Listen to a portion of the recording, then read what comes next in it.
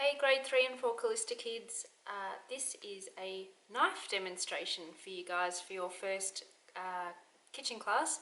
We are going to be getting our knife licenses hopefully this week, and so I would like to run through the knife rules with you and demonstrate a few things that we do with knives. So the knife rules, the first knife rule is that you only use a knife if you have been asked or if you have permission. You do have permission in kitchen unless it is taken away from you, so always being sensible with knives, you will always have permission. Always hold a knife by the handle, never by the blade. So when you're passing a knife to someone, I would rather you put it on the bench and let the other person pick it up, or you need to pass it by the handle. You never touch the blade. Never point a knife towards a person, including yourself. If you are pointing a knife towards yourself and someone bangs you from behind, it could be very, very scary.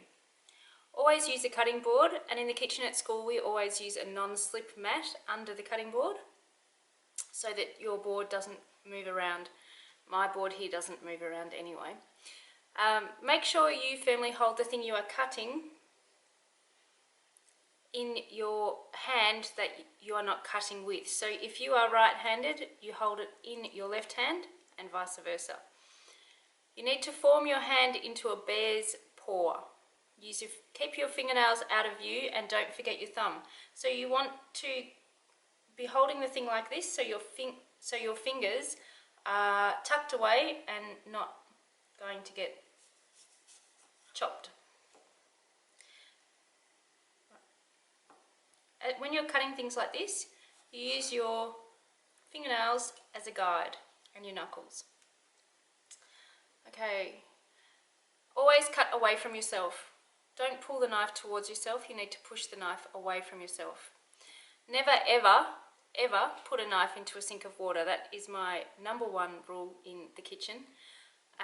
If there is water or soapy water in the sink and you put your knife in, someone may come and grab it out without knowing it's there and slice their fingers off. We've never had a really bad accident in the kitchen, and I would really like to keep it that way. When you're walking around the kitchen, when you're getting a knife from the knife cupboard, or when you are putting knives away after you've washed them, you need to carry your knife with your arm by your side and the blade pointing towards the floor. The whole time you're walking, the blade needs to be pointed towards the floor. The better you are at handling knives, the better you will be at preparing the food, and it will be lots more fun. So I'm just going to demonstrate a couple of quick cuts. I'm going to show you how to slice an onion and how to dice an onion. Sometimes in a recipe it will say chop an onion, sometimes it will say dice. Both ways are the same, and there is a really good way to do it. Alright. This is called a bridge cut. If you're cutting something round that's going to roll off your board, you need to cut it, hold it with on both sides.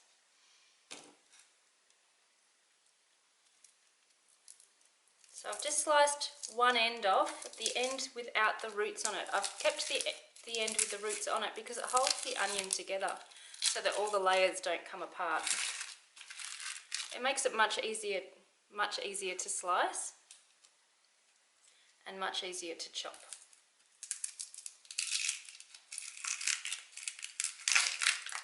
So first I'll slice. This is quite easy. Using my fingers as in a bear's paw and using my knuckles to guide me and pushing the knife away from me, I'm going to cut the onion into slices. So this kind of cut you would use for something that you want chunkier onion in. Maybe French onion soup, or a stew or a casserole or something like that. We don't use that very often in kitchen. We do dice onions a lot in kitchen. So this is the way that we dice an onion. Very carefully holding the top of the onion, I slice through sideways, but I am not going to the end of the onion. I'm only going about 7/8 of the way through. Then I'm going to turn my knife this way